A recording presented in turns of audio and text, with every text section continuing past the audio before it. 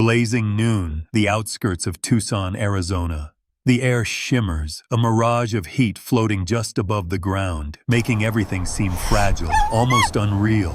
Harper Jensen wipes sweat from her brow, boots kicking up dust as she walks a path most people forgot years ago, a line of old animal prints, rabbit holes, and the sharp scent of mesquite drifting in the breeze. Behind her, Finn, her faithful golden retriever, moves with his usual easy pace, nose twitching at every unfamiliar smell, tail swishing like a metronome in the heavy stillness. Harper isn't out here for fun. The desert feels like both a punishment and a balm. A place she comes to run from the memory of her brother's last day, the frantic calls, the ambulance wailing, her world caving in. She clings to routine, the hike, the silence, the only thing that keeps her grief contained.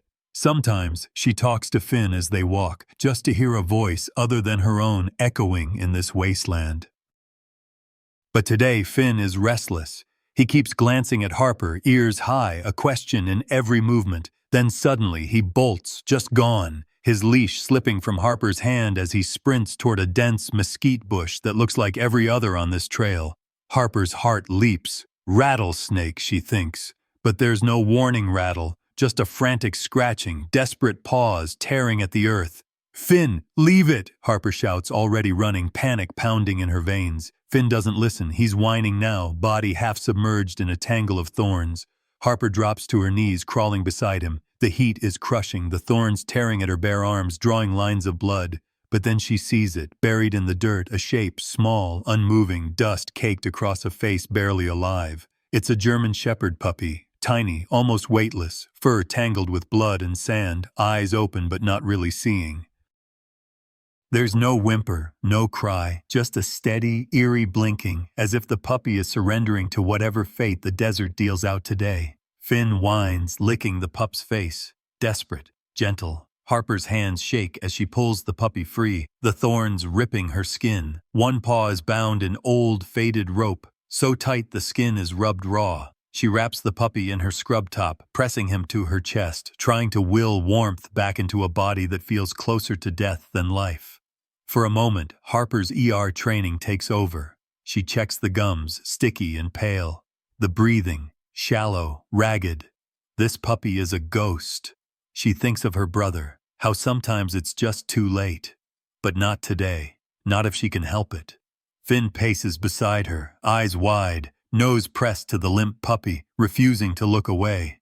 Harper fumbles in the dirt, her fingers brushing against something cold and metallic. A dog tag, smeared with blood. Ranger, it reads in scratched letters. A name, or maybe a cruel joke. The heat presses in. Harper's vision swims as she stumbles to her feet, Finn circling anxiously. She can't leave the puppy, she won't. Not after all she's lost. Clutching Ranger to her chest, she breaks into a run, thorns tearing at her legs, Finn barking at her heels. The sun beats down, unforgiving. Every step is agony, the world blurring at the edges. The trail twists, rocks underfoot threatening to send her sprawling. But Harper keeps going, her heart a drumbeat of terror and determination.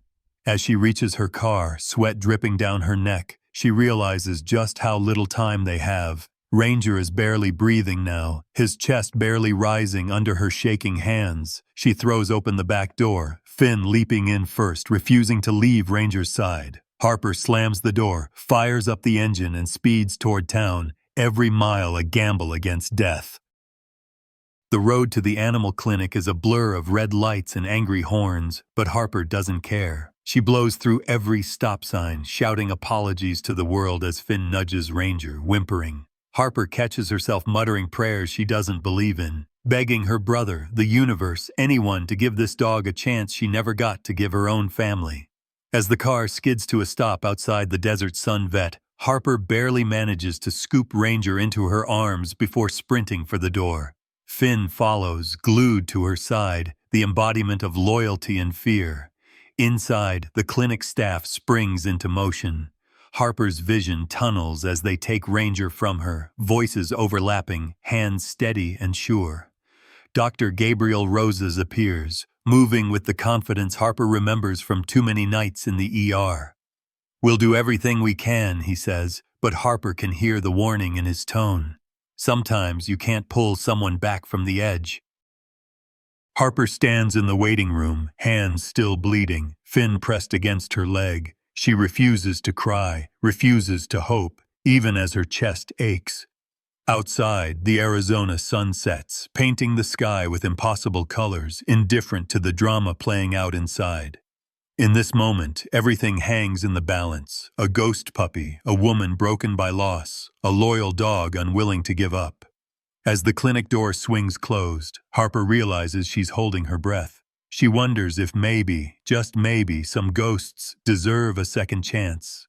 Harper can't sit. She paces the edge of the vet clinic's lobby, biting at her raw knuckles, adrenaline still drowning out the ache of thorn cuts and sunburn. Finn, loyal as a shadow, presses his warm body to her knee, his eyes locked on the double doors behind the front desk. Every time someone in scrubs walks by, Harper flinches, half expecting to hear the worst. But all she hears is the distant beeping of machines, the low murmur of voices, and Finn's anxious breathing. Inside, Dr. Gabriel Rosas is all brisk efficiency, a man who's seen his share of lost causes but still fights for everyone. He lifts Ranger's limp body onto the table with a gentleness Harper recognizes, hands that know suffering can be eased, but not always erased. He's barely got a pulse, Dr. Rosas mutters, looping an oxygen mask over the puppy's snout. Ranger's tongue lolls, gray and parched. A tech hooks up an IV, struggling to find a vein in that tiny sunken leg. "Hang in there, little guy," someone whispers. "He's so young. Who could do this?" Harper wants to answer, to shout that cruelty lives everywhere, in deserts, in people, sometimes in fate itself. Instead, she just stares through the glass, watching strangers fight for a life that should have been easy, a puppy that should have known only softness and play. Emotions break loose inside her, anger, guilt, that old, choking helplessness she felt when her brother slipped away. She remembers every lost patient from her years in the ER, every time the world felt random and cruel. She wants to fix things. She needs to fix things, but all she can do is watch, heart pounding, as the vet team becomes her only hope. Finn whines, sensing Harper's pain, and nudges her with his head. She sinks to the tile floor, wrapping her arms around his neck. "He's a fighter," Harper whispers. "He has to be." Inside the treatment room, the team moves like a well-oiled machine, fluid, focused, urgent. Ranger's temperature is dangerously high, his paws raw, rope burns angry and red.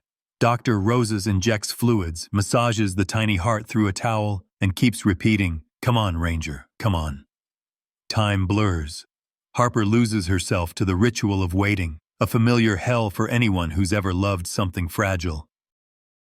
Her phone buzzes with messages she ignores. Work can wait. Friends can wait.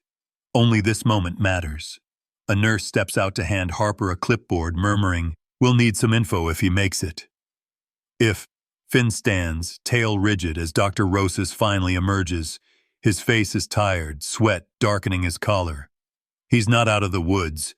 Severe dehydration, heat stroke, the burns are bad, but we're giving him every shot. "Can I see him?" Harper's voice cracks. "In a bit. He's resting, but—" Dr. Rosas hesitates. "Hope, but prepare for heartbreak. Sometimes, they're just too far gone." Harper nods, the words cutting deeper than she expected. She remembers the call from the hospital, the hollow ring of finality. Not again. Not if she can help it. Night settles outside. The clinic empties except for the soft glow of the emergency room, the faint scent of antiseptic, and Harper's stubborn presence. She refuses to go home. She sits cross-legged on the cold floor, Finn curled beside her, silent sentinels. Inside the kennel, Ranger lies motionless, a ghost in a world of metal bars and plastic tubing. Every so often, a nurse checks his vitals, scribbles on a chart, offers a soft word.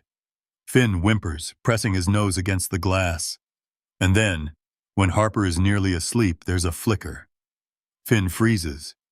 Inside the kennel, Ranger's paw twitches. Just once. Then again, a shudder running through his fragile body. Finn barks softly, tail thumping. It's so small Harper almost misses it, but to her it's a miracle. A moment where hope returns, uninvited and insistent. The team rushes in, checking lines, adjusting the IV. Dr. Roses grins just a little for the first time. He's fighting. He's still here. Harper's tears come finally, hot and silent. She presses her hand to the glass, Finn licking her knuckles. "You're not alone," she whispers. "We're right here." As the hours drag on, Ranger's breathing steadies. Finn refuses to leave the kennel, even when offered food or water. He lies flat, chin on paws, eyes never leaving the tiny German shepherd whose whole world is the narrow steel cage and the voices urging him to stay. The bond between them, dog to dog, survivor to survivor, takes shape in silence.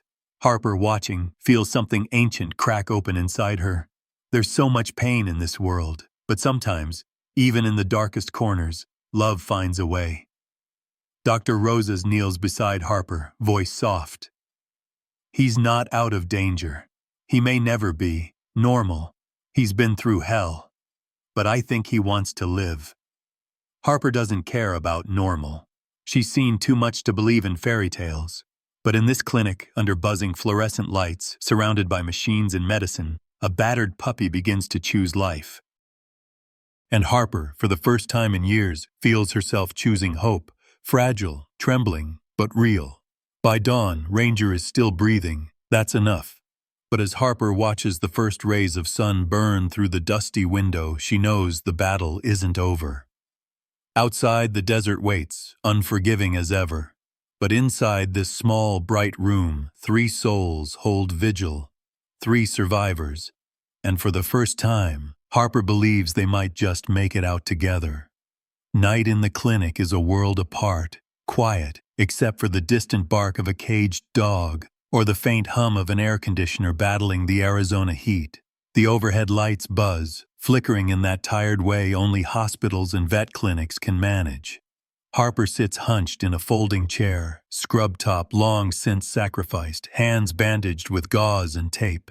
Finn is curled at her feet, head heavy on her boots, as if he's holding her down so she doesn't float away with exhaustion and worry.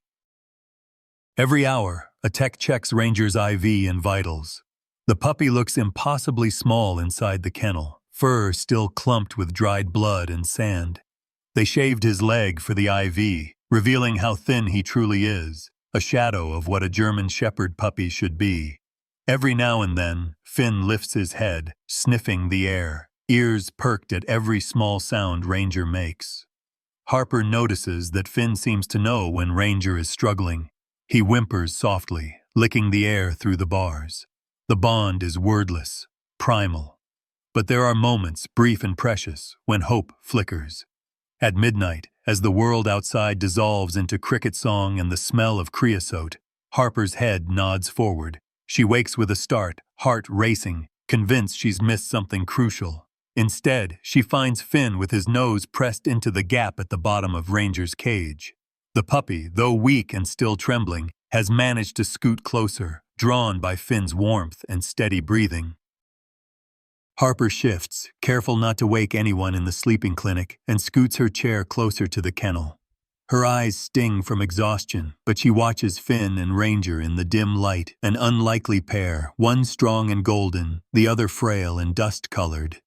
There's an ache in Harper's chest, old but familiar, the ache of wanting to fix something broken and knowing she can't control the outcome. She leans her head against the metal bars, whispering, "Don't give up, okay?"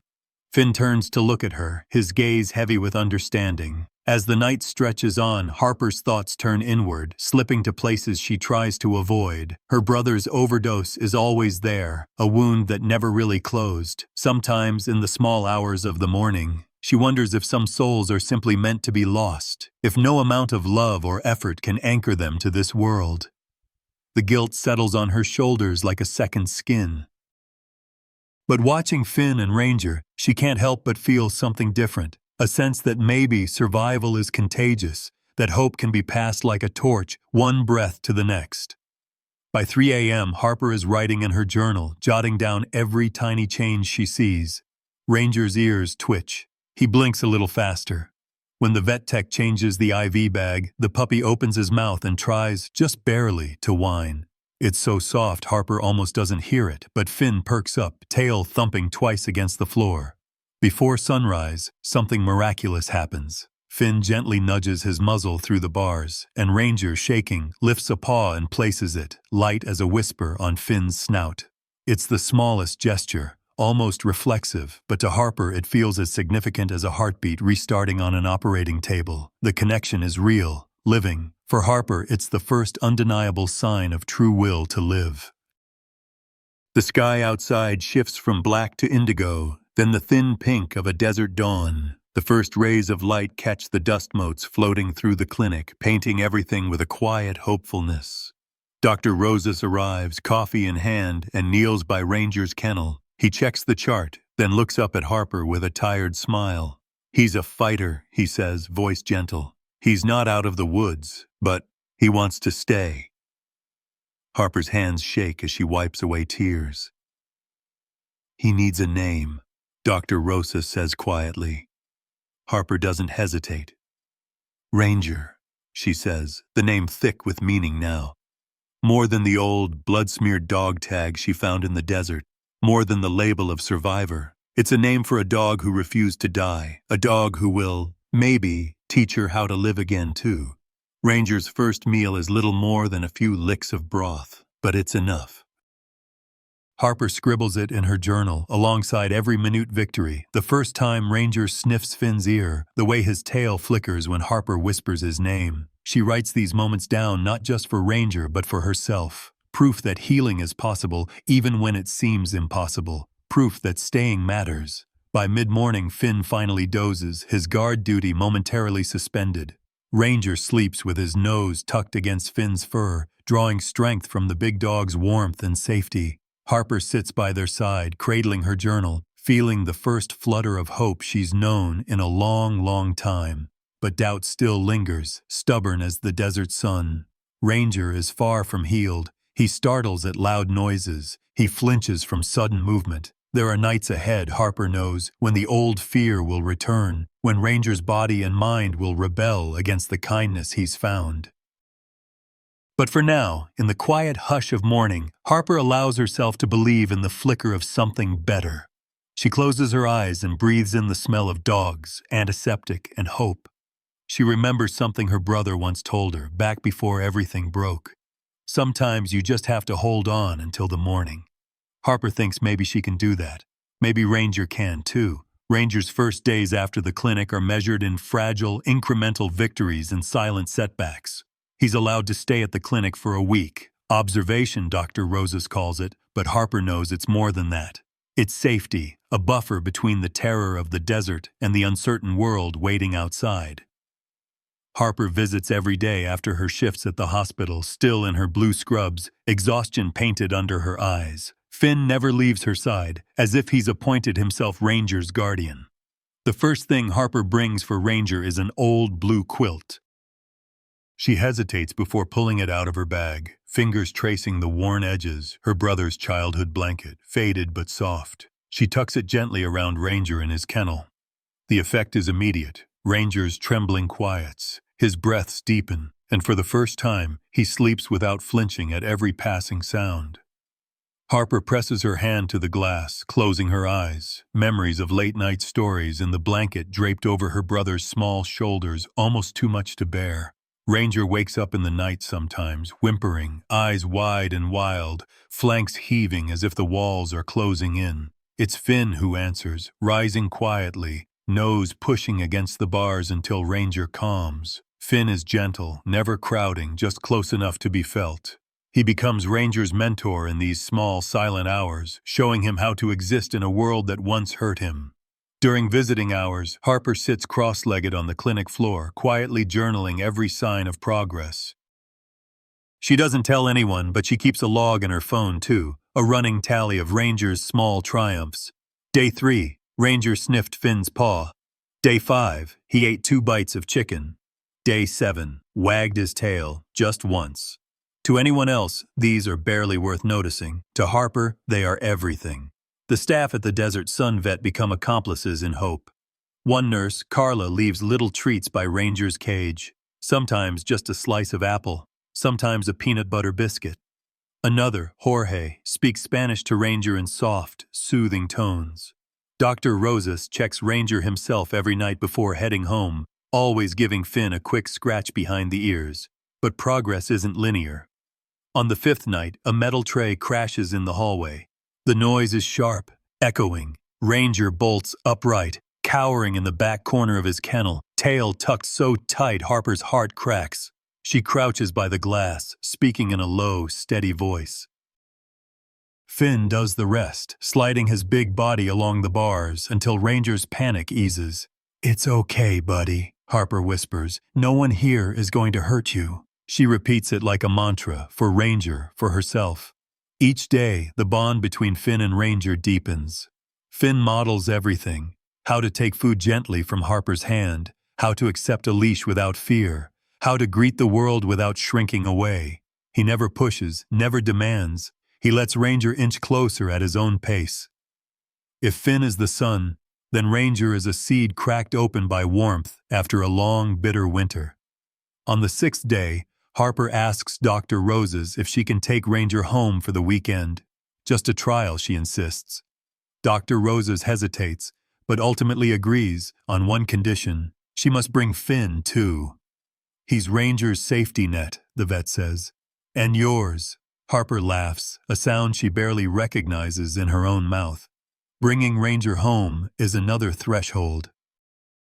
Harper's house is small, filled with books and plants and gentle morning light. She sets up a quiet corner for Ranger: bed, water, the blue quilt. Finn gives a quick tour, trotting from room to room as if to say, "See, no monsters here." Ranger's first hours at home are tense. He clings to Finn's side, shadowing every movement, refusing to leave the dog's orbit for even a second. The first time Harper approaches, Ranger's whole body tenses, flinching back. She stops, lowering herself to the floor, turning her body sideways, voice soft and steady. She knows from experience, both as a nurse and as a sister, that trust can't be forced. It's built, moment by moment, in the absence of pain. The days stretch slow. Harper journals the victories. Ranger sniffed the backyard grass. He watched birds from the window. Ate half a meal with Finn nearby. When a thunderstorm rolls in, sudden and fierce, Ranger bolts under the bed, shivering, heart racing. Harper tries to coax him out, but Finn handles it instead. He crawls under the bed, pressing close, sharing his warmth until Ranger's trembling stills. Sometimes, progress is measured in the smallest acts. Ranger letting Harper slip a collar around his neck. Ranger watching her hands without ducking away. Ranger curling up beside Finn at night, their breaths sinking in sleep. Harper celebrates these moments in quiet ways. Extra treats, gentle words, a new toy. But mostly, she gives Ranger space to heal at his own pace. The world outside remains loud, unpredictable. Cars backfire, neighbors slam doors, children shout in the street. Each noise brings a pause, a test, but each time, Ranger learns a little more. Not every sound means danger. Not every hand means pain. By the end of the weekend, Harper returns Ranger to the clinic for checkups. The staff is stunned. He's stronger, his eyes brighter, his tail lifting a fraction higher. "Doctor." Rosas clears Ranger for more overnight visits. "He's ready for a home," he says, "as long as Finn's there, and you are too." Harper sits in her living room that night, Finn snoring gently at her feet, Ranger curled on the old blue quilt. The wounds, seen and unseen, are still there, but healing has begun. In the quiet, Harper feels something inside her shift, just a little. Maybe rescue isn't just for the broken animal, but for the wounded parts of herself as well. She writes in her journal, "Every scar tells a story, not just of pain, but of surviving it. Maybe, with enough time, the stories can change." The days lengthen. Tucson's relentless sun softens into gentle golden afternoons. Inside Harper's modest house, time no longer ticks by in crisis, but unfolds in small, almost invisible steps, a world rebuilding itself one slow breath at a time. Ranger, still tentative but stronger, now spends every night at Harper's side. The arrangement becomes semi-permanent. The clinic agrees to let Harper foster him under strict conditions, regular check-ins, detailed progress notes, Finn always close. At first, every day feels like tiptoeing across glass. Ranger clings to Finn as if he might vanish. He shadows the bigger dog everywhere, backyard, kitchen, living room, even waiting outside the bathroom door. Finn never complains, only turns and waits, patient as a saint. Harper learns to move slowly. She sits on the kitchen floor when she feeds Ranger, never standing over him. She hums softly, sometimes reciting lines from the medical textbooks she still carries in her bag, a rhythm to fill the air, calming and steady. Sometimes she catches Ranger watching her, eyes wide and wondering. She makes no sudden moves. When she reaches out, she does it palm up, fingers relaxed. Every inch of trust, every single step forward is earned. The first real breakthrough comes on a Monday morning, the air still cool and promising before the desert heat sets in. Harper is refilling the water bowl when Ranger, for the first time, lets out a startled, hoarse bark. It's raw, unsure, more a reflex than a greeting, but it freezes everyone in place. Finn turns, tail wagging in approval. Harper laughs, surprised at the brightness in her own voice. "That's it," she whispers, crouching down so she's level with Ranger's gaze. "Let it out, little man." She records the date and time in her journal beside a shaky drawing of a paw print. But healing is never a straight line. Later that week, the sky opens in a rare, wild Tucson rainstorm. The thunder is low at first, then rises into rolling cracks that shake the windows. Finn paces the hall, uneasy, but Ranger is undone. He bolts for the small gap beneath Harper's bed, his whole body trembling. His breathing comes in shallow gasps, as if the room itself is closing in on him. Harper tries to coax him out, lying flat on the floor, whispering his name, but Ranger retreats deeper, just a shadow in the darkness. It's Finn who solves it. He pads quietly into the bedroom, lowers himself to the floor, and, with a sigh, wiggles under the bed. Harper sees only their tails at first, then hears the slow settling of Ranger's breath as Finn presses close, the simple grounding magic of one animal anchoring another. Hours pass before the storm lets up. Harper sits against the bed, her back aching, willing herself to patience. When the thunder fades and the first weak sunlight slips between the blinds, Ranger emerges, still trembling but upright, Finn at his side. He looks at Harper with tired eyes, then walks to his water bowl and drinks. It's a tiny victory, the kind only someone who's lived with trauma can recognize. Harper marks it in her journal. Survived the storm, together. With each sunrise, Ranger grows bolder. He explores the backyard, ears high, nose busy in the grass. He startles at the sharp caw of a crow or the rattle of a passing truck, but recovers faster each time. Finn is his constant companion, showing him how to chase butterflies, roll in the clover, stretch out and soak up the warmth of the sun. Harper sits on the back step, watching, coffee in hand, marveling at how quiet miracles often happen in the daylight, how survival becomes living. She documents every milestone, no matter how small. The first time Ranger takes a treat from her hand without flinching. The day he noses open the back door, curiosity outweighing fear. The morning he wags his tail, a real, eager wag, when Harper calls his name. He's learning to be a dog, she writes, not just a survivor. Still, setbacks come without warning. Loud noises still freeze him. If someone new enters the house, Ranger hides behind Finn, unsure. On a walk, a skateboard clatters past and Ranger bolts, leash taut, panic in every muscle. Harper kneels beside him, waits out the fear, lets him decide when it's safe again. Harper's friends visit, bringing casseroles and stories and gentle encouragement. They sit on her porch, laughing in the gold and pink glow of sunset, careful not to overwhelm. Ranger studies them from a distance, venturing closer when Finn does, sometimes sniffing a hand or brushing past a knee. Each tiny interaction is a lesson. Not everyone is dangerous. Not every stranger means pain. One evening, a neighbor's dog barks wildly at the fence.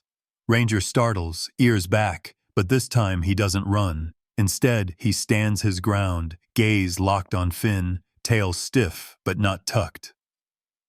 Harper watches from the kitchen window, holding her breath until she sees Ranger's body soften, tail give a hesitant wag. Another inch gained, another piece of himself reclaimed. Harper keeps her promise to the clinic, regular checkups, detailed reports, never pushing too hard. Dr. Rosas is quietly impressed. You're doing everything right, he tells her. He's healing because you're giving him the space to try. But Harper knows the real secret.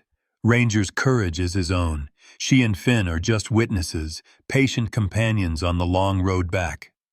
By mid-month, Ranger is sleeping through the night, sometimes curled against Finn, sometimes at Harper's feet. The blue quilt has become his chosen bed, a soft anchor to a past that hurts less with every sunrise. Harper catches him dreaming sometimes, legs twitching, muzzle flicking, chasing something only he can see. She hopes, fiercely, that in his dreams he is always safe, always free. In the hush before sleep, Harper writes, "Every morning he wakes up is a new chance. Every step outside is a victory. Every time he looks at me and doesn't flinch, I feel hope blooming in the places I thought were barren." The monsoon rains fade, leaving Tucson's world scrubbed clean, every cactus gleaming, the desert humming with life. Ranger is visibly stronger, muscle filling out beneath his gold-black fur, eyes brighter, step quicker. Harper feels hope each morning when she sees him sunbathing in the backyard, Finn sprawled beside him, both dogs soaking up the heat as if they could finally trust the world again. But healing, Harper knows, is never a straight line. It's a winding desert trail, beauty one moment, thorns and shadows the next. It's a Saturday when Harper decides it's time. Ranger is ready for a new adventure. She chooses a quiet dog park on the city's edge, sunny, shaded by Palo Verde, rarely crowded. She packs treats, Finn's favorite squeaky tennis ball, and the blue quilt for comfort. Finn sits in the back seat, tail wagging, as if he senses the importance of this trip. Ranger watches the streetlights blur past with cautious curiosity, pressed against Finn for reassurance. At the park, the world is a symphony of scents and energy. Distant laughter, children's shouts, the metallic clink of water bowls, the high-pitched squeals of small dogs. Finn steps out first, nose in the wind, tail high, a calming presence. Harper opens Ranger's door, kneeling to his level. "You ready, buddy?" she whispers. Ranger pauses, ears flicking, then steps out, every muscle tense but willing. The first minutes are slow. Ranger sticks to Finn's side, warily watching the other dogs, some chasing, some barking, others simply resting in dappled light. Harper sits on a low bench, quietly proud of every step Ranger takes beyond Finn's shadow. But peace never lasts long for the scarred or the fragile. A large, rowdy Labrador, off-leash and barreling, suddenly charges toward Finn and Ranger, barking loudly, hackles raised. In a flash, Ranger freezes, eyes wide, body rigid, tail tucked so hard he nearly collapses. Memories flood back, dirt, ropes, panic, the suffocating feeling of being buried and forgotten. Harper leaps up, pulse racing, ready to intervene, her mind full of worst-case scenarios. But Finn moves first. He plants himself between the Labrador and Ranger, calm and confident, using his body as a shield. He barks once, low and firm. The Labrador halts, thrown by Finn's composure, then, almost sheepish, sniffs the ground and wanders away. Ranger's legs wobble, breath shallow. He looks at Finn, at Harper, then at the open field. He could bolt, could run for the car, but instead, trembling, he stands his ground. One step, then another and another. He doesn't run. He doesn't hide. Finn circles back, touching noses, a silent show of solidarity. Harper blinks back, tears of relief. They don't stay long after that. Harper senses the effort it took for Ranger not to break. She kneels by his side, scratching behind his ear, praising his bravery. "You did it," she says softly. "You stayed." Back home, Finn and Ranger sleep for hours, spent from the stress and the victory. Harper watches over them, writing down every detail, every sign of courage. She knows this moment matters. That fear didn't win, that Ranger chose to stay, even when everything in him screamed to run. But as the sun sinks, painting the sky in purple and gold, Harper's phone buzzes. The number is unfamiliar. She answers, expecting another hospital call or a friend checking in, but the voice is thin and anxious. "Hi, are you the lady with the German Shepherd from the desert? I think someone's looking for him. I saw flyers in the neighborhood. There's a guy asking questions. He said the dog is his, but something felt off. He's driving a blue truck circling the park, asking if anyone's seen a dog like yours." Harper's heart stops. All the old fear rushes back. She thanks the caller, scribbles notes, her mind spinning with dread. Is it Ranger's abuser? Someone looking to reclaim what they lost or cover up what they did? She glances out the window, scanning the street for a blue truck. Every shadow feels threatening. The safety of home suddenly seems fragile. She hangs up, moves quickly through the house, double-checking locks and closing curtains. Finn senses her anxiety and follows at her heel, ears high, body tense. Ranger, picking up on the energy, slinks to the corner, eyes wide. Harper crouches beside him, her hands gentle but her words determined. "No one's ever going to hurt you again. I promise." She reaches for Finn's collar, feeling steadier when both dogs are close.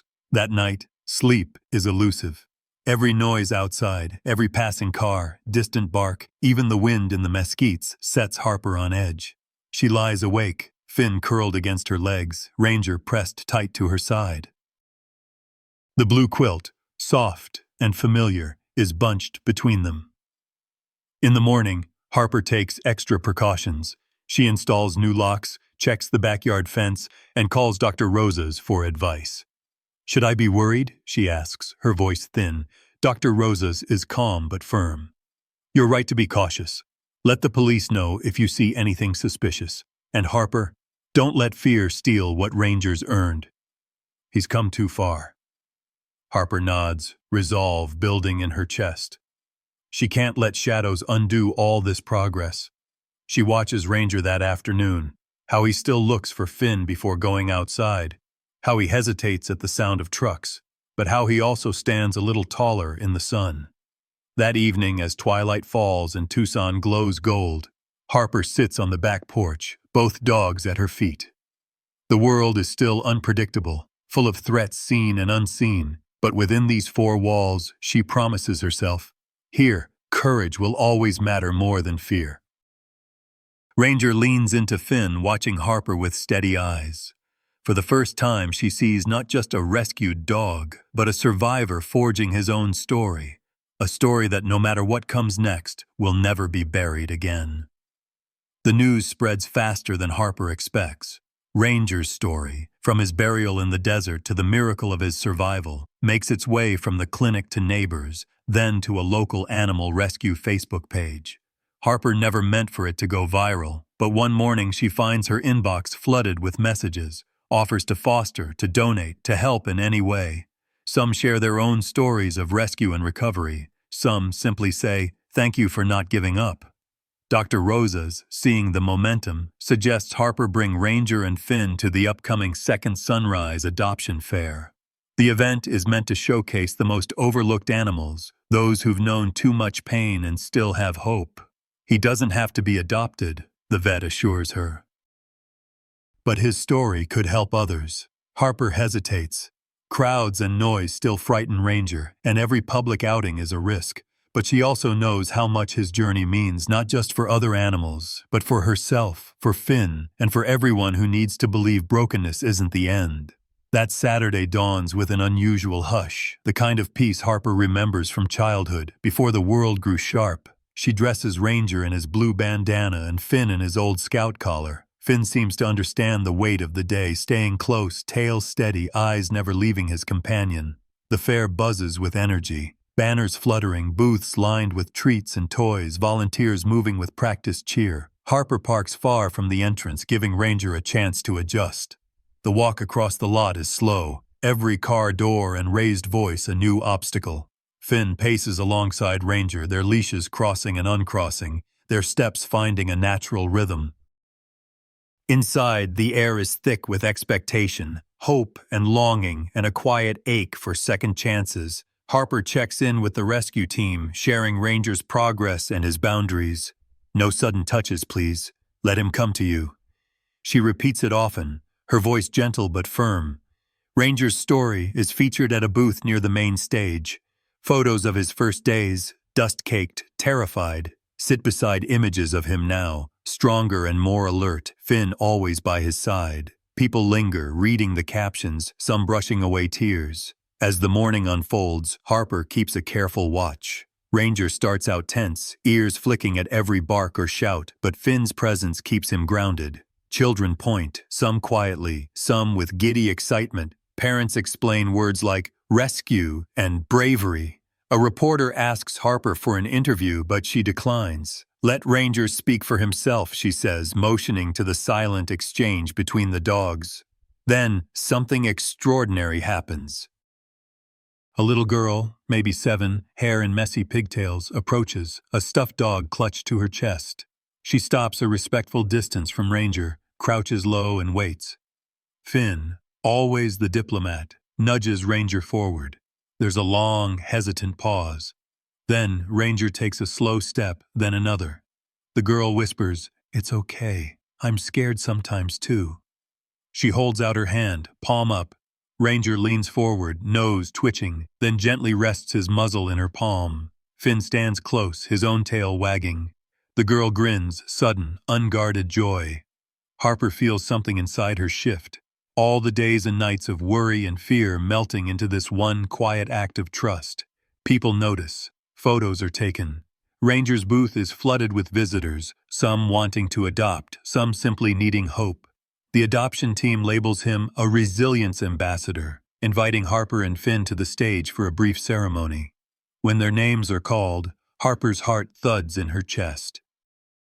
She kneels beside Ranger, speaking softly, "We'll do it together, okay?" Finn leads the way, Ranger close behind, both dogs shining under the tent lights. The announcer shares Ranger's journey, the rescue, the recovery, the bond with Finn, and the strength it took to stay alive. The crowd is quiet, some dabbing eyes, some standing with hands over hearts. Harper watches as Ranger's head rises just a little higher, his tail sweeping slow and sure. When Harper is handed the adoption papers, her hands shake. She looks at Ranger, then Finn, then out at the faces in the crowd. So many strangers, all rooting for this fragile circle of survival. She signs, officially making Ranger her own. The applause is gentle, but it thunders in her chest. Afterward, children flock to pet Ranger, this time more carefully, as if he's precious and breakable. Ranger accepts their touch, awkward, shy, but open. Finn remains close, eyes soft, as if reminding everyone that healing is best done together.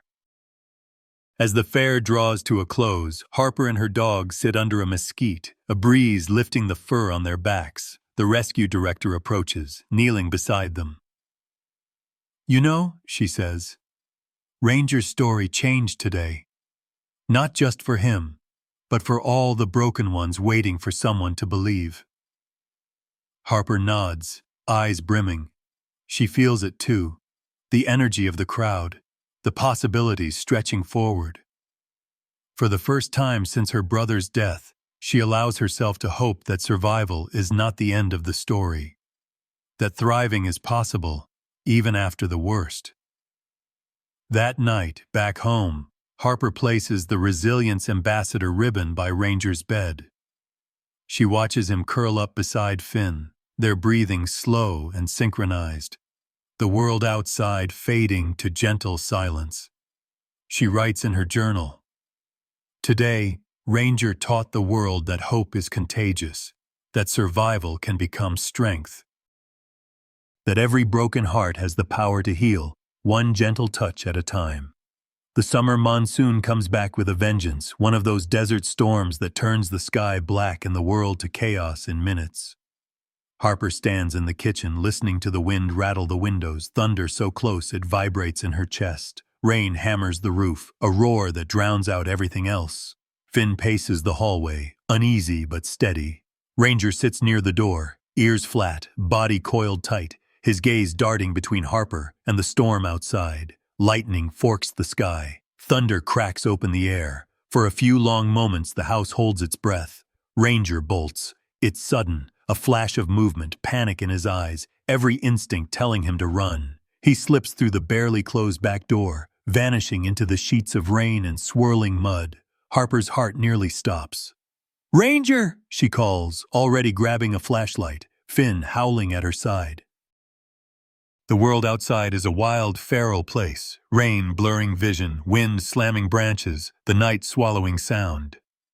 She runs barefoot into the storm, Finn right beside her. Every drop stings her face. She can barely hear her own voice over the thunder, but she keeps calling, pleading, searching. Her mind spins with worst-case scenarios, traffic on the road, hidden washes, memories of a puppy buried and nearly lost.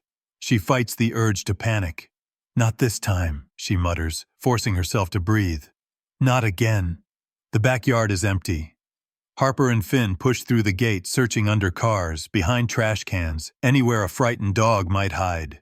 Finn sniffs the air, nose to the ground, moving with a determination Harper has never seen. For a moment, Harper thinks about her brother, the way he used to hide when things got bad, how she would find him in the darkest corners, silent and shaking, and sit quietly beside him until he was ready to come back. That's what she needs now: patience, presence, hope. Finn stops at the edge of the neighborhood park, barking once, sharp and urgent. Harper follows, light sweeping through the rain, her feet sinking in muddy grass. In the far corner, almost lost in shadow, she sees movement. Ranger, wedged in a culvert, shivering and soaked, eyes wild with fear. Harper approaches slowly, dropping to her knees in the mud. She doesn't call out, she doesn't beg. She simply sits, flashlight resting on her lap, rain streaming down her face. Finn crawls beside Ranger, pressing his body close, sharing warmth and steady breaths. Minutes pass. The storm rages on, but Harper waits, her own fear simmering but contained. Eventually, Ranger's shaking eases. He looks at Finn, then Harper, and inch by inch crawls into Harper's lap. He buries his face against her chest, his entire body trembling, but he doesn't pull away.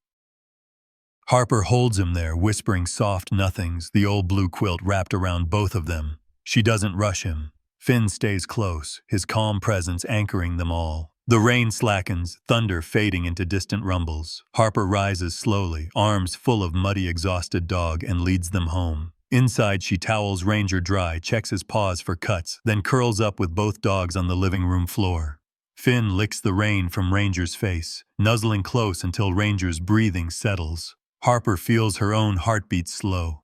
The three of them, battered by weather and worry, form a circle, imperfect, messy, but unbreakable. As the night deepens, Ranger finally drifts off to sleep, head pressed to Finn's flank. Harper brushes her fingers through his fur, marveling at how far they've all come. In this moment, with the storm still echoing outside, she realizes that love isn't about fixing someone's brokenness, but about sitting beside them while they find their own way back. She writes in her journal, pages warped by rain, "We don't erase trauma with love, we hold space for it. We let it breathe and fade in its own time. Tonight Ranger ran from his fear, but he also ran back to us. He let himself be found. That's how healing happens, not in grand gestures, but in the choice to trust again after the storm." In the following days, the storm's aftermath lingers, puddles in the yard, tree limbs scattered on the street, but inside Harper's home, something subtle has changed. Ranger is still wary, still cautious when thunder rumbles, but he recovers quicker. He doesn't hide as long. He seeks Finn's comfort, but also Harper's touch, accepting the gentle safety of her arms without flinching. The neighborhood talks about the storm, the power outages, the minor flooding. Harper keeps her own story close, sharing only with those who need to know. We made it through, together. On a quiet evening a week later, a new rain begins, soft, no thunder, just a steady patter against the windows. Ranger sits at Harper's feet, Finn on his other side. Harper waits, letting Ranger choose what to do. He stands, paces, then circles back and settles against her thigh, trembling just once before growing still. Finn sighs, content. Harper smiles, hope blooming where fear once lived. Ranger has survived another test, not because he's unafraid, but because he's learning that he never has to face the storm alone again. The monsoon storms give way to a gentler autumn. In Tucson, summer's harsh brilliance mellows into gold, sunlight slanting low across Harper's backyard. cool air tinged with the scent of sage and wet earth. The city's edges blur into open desert. The days lengthen, and the shadows soften. Inside Harper's house, life has found a steady rhythm. Ranger and Finn nap together on the old blue quilt, their bodies pressed close in a tangle of trust. The scars on Ranger's legs are still visible, reminders of the desert and the rope that nearly ended him, but the haunted look has faded from his eyes. There's a new confidence in the way he moves, a subtle grace that comes not from forgetting the past, but from learning to live with it. Harper sits by the window in the afternoon, journaling as sunlight pools across the floor. She pauses often to watch Ranger, how he rises to greet her friends now, tail wagging in a slow, cautious arc. How he stands beside Finn, looking out over the backyard as if guarding the peace they've all fought so hard to claim. Her own scars have faded too, though she never expected they would. Grief once felt like an endless winter, each day heavy with regret and what-ifs about her brother, about the things she couldn't save or change. But Ranger's slow recovery, his choice to trust, to stay, to come home after every storm, has changed something fundamental in Harper. She realizes healing isn't a straight line. There are days when she still wakes with sorrow clenched in her chest, but she's learned that progress is measured in ordinary, patient acts. A hand offered, a kind word, the warmth of shared silence. Some afternoons, Harper brings Ranger and Finn to the hospital, part of a new therapy program she and Dr. Rosas helped start. The first time, Ranger is hesitant, clinging to Finn, tail tucked as they pass through sliding doors and the bright, antiseptic hallways. Harper kneels beside him, breathing slow, encouraging him with gentle words. She remembers her brother's hospital stays, the starkness, the loneliness, and feels a pang of fear that maybe she's asking too much. But in the pediatric burn unit, Ranger surprises her. A teenage girl sits alone, headphones around her neck, bandages peeking from under her sleeves. Harper introduces herself, Finn and Ranger, keeping her distance. The girl barely glances up, but Finn moves in, laying his head on the bed, eyes soft and hopeful. Ranger, tentative, follows Finn's lead. He rests his head on the girl's lap, light as a feather, hesitant but real.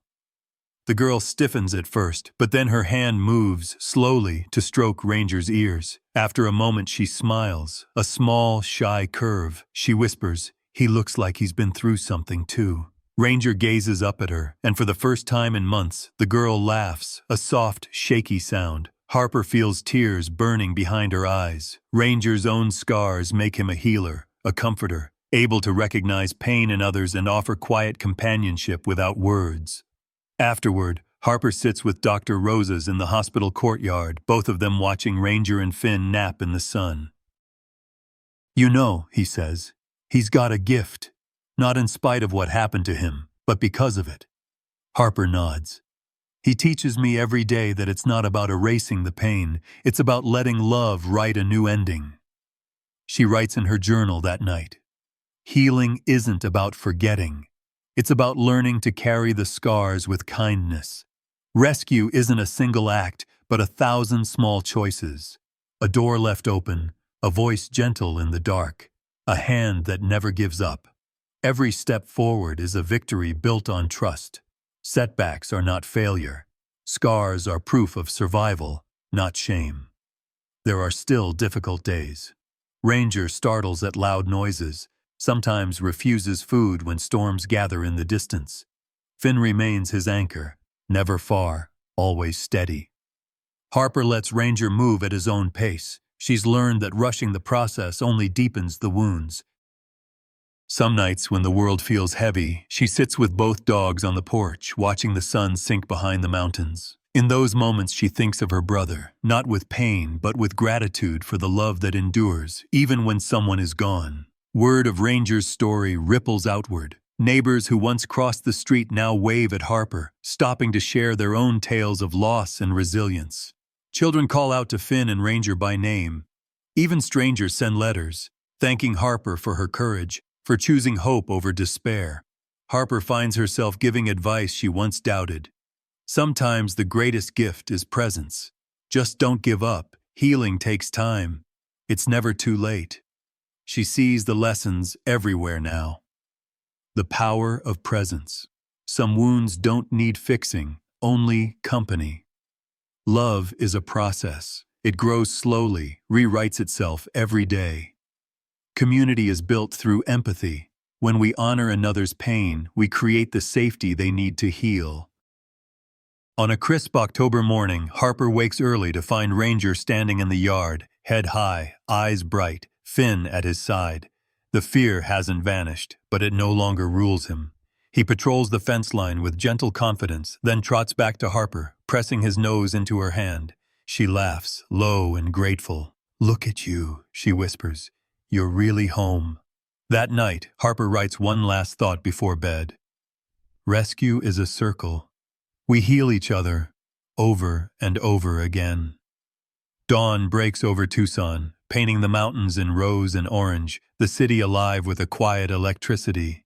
Today is the Rescue Parade, an annual tradition where Main Street closes to traffic, the heart of the city beating for all those who survived, who loved, who healed. Harper is up before sunrise, nerves and anticipation colliding in her chest. She fits Finn with his old scout collar, ties the now faded blue bandana around Ranger's neck, and kneels down to meet their eyes. "You ready, boys?" Her voice is soft, trembling with gratitude. Finn wags his tail, ever steady. Ranger stands beside him, head held high, no longer the ghost of the desert, but a dog made new by love, courage, and time. The streets fill quickly. Children sit on curbs, waving homemade signs. Volunteers bustle, balloons bobbing in the morning breeze. Elderly veterans in folding chairs nod as they watch families gather, some holding photos of dogs and cats long gone, others simply smiling at the joy of this unlikely parade. Harper, Finn, and Ranger are asked to lead the march. As they step forward, applause erupts, not a thunderous roar, but a rising wave, a sound built from thousands of small, beating hearts. Ranger moves with a gentle confidence, glancing back at Finn and Harper as if to say, "We're doing this together." Children reach out, hands open. Ranger pauses for each one, offering shy licks and letting their small fingers run through his fur. He flinches only once, a burst balloon, but Harper steadies him, Finn brushing against his side. Parents lift toddlers to see the miracle dog. Elderly veterans salute, eyes glistening. A little boy, face painted with a paw print, tugs his mother's sleeve. "He was lost, and now he's found," he whispers, awe in his voice. As the parade winds through downtown, Ranger is no longer a symbol of pity. He's a beacon of resilience, a living, breathing testament to the fact that no creature, no person, is ever truly lost if someone is willing to believe in them. At the end of the route, a stage is set near the old courthouse. Harper is called up to speak. The crowd hushes, neighbors, strangers, hospital staff, children, all waiting. Finn sits at her feet. Ranger leans against her leg, eyes wide but brave. Harper looks out, voice shaking but strong. "Ranger isn't just my dog. He's a survivor, a healer, a reminder that none of us are lost forever." His scars tell a story of cruelty, but his heart tells a bigger story, that when you choose hope, when you choose to love what's broken, you make the world new again. She lets the words hang, the morning sun warming her back. "In saving Ranger, I found the courage to save myself. In giving him a second chance, I learned that redemption is for all of us. Rescue is a circle. We heal each other." Her gaze finds the children in the crowd, the elderly men and women with their own scars. This is the American story, not perfect, not easy, but stubborn, hopeful, and committed to lifting each other up, one soul at a time. The applause that follows is softer this time, an echo of what's most important. Not the show, not the spectacle, but the quiet promise that even the deepest wounds can give rise to new beginnings. In the hours that follow, people share their stories with Harper. Stories of loss and return, fear and forgiveness. She listens, hugs offered freely, advice given gently. Don't give up. Healing takes time. There's always another sunrise. Finn and Ranger bask in the glow of attention. Finn ever patient, Ranger growing more comfortable, tail wagging with each new friend. As the sun rises higher, the city slowly returns to ordinary life. Harper, Finn, and Ranger walk home together, their shadows stretching long and certain behind them. That evening, as gold light pools in the living room, Harper sits with both dogs by the window. She watches the world outside, children riding bikes, neighbors waving, the hum of a city made kinder by one story of survival. Ranger rests his head on Finn's back, eyes closed, utterly at peace. Harper journals the day's final moments. Resilience is not the absence of pain, but the refusal to be defined by it. Empathy is honoring another's wounds without judgment. Legacy is built in quiet acts of rescue. In every creature or person we refuse to give up on, we plant hope for the future. She thinks of the blue bandana, the battered old quilt, the hands that pulled Ranger from the earth, and the countless hands that helped him heal. She remembers the girl in the hospital, the neighbors, the strangers, a tapestry of kindness woven from threads of pain and love. As dusk settles, the three of them, Harper, Finn, Ranger, sit together in a patch of sunlight, no longer victims, but a family, proof that new dawns are always possible. Out on the horizon, the last light glows, soft, defiant, unbroken. Ranger, the dog who once rose from a desert grave, now leads a line of rescued animals through memory and dream, living, breathing testimony that in America, in every place where love persists, there is always room for a second sunrise.